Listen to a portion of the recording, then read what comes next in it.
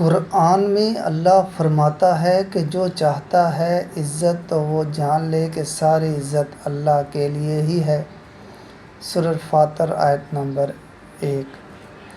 اس آیت سے میں یہ سبق لیتا ہوں کہ انسان جب اللہ کے اصولوں پر چلتا ہے اور ہر کام اللہ تعالیٰ کی رضا کو ذہن میں رکھ کے کرتا ہے تو اس کو عزت ملتی ہے۔ سچ اللہ کو پسند ہے، غیبت نہ کرنا اللہ کو پسند ہے، وعدے پورے کرنا اللہ کو پسند ہے۔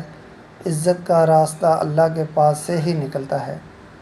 لوگوں کی خوف اور محبت کے چکر میں جو لوگ اپنی عزت پہ سمجھوتا کر لیتے ہیں ان کا مقام اور قدر خود بخود کم ہو جاتی ہے۔ میری ایک ٹیچر کہا کرتی تھی، جب بھی آپ کو کسی چیز سے نفع حاصل کرنا ہو تو اس کی عزت کرنا شروع کر دیں۔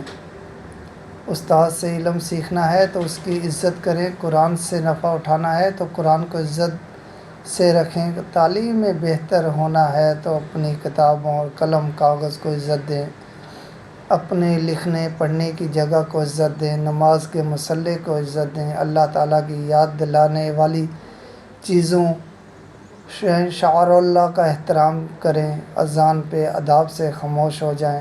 یہ چھوٹی چھوٹی باتیں بڑی بڑی کامیابیوں کا موجب بنتی ہیں۔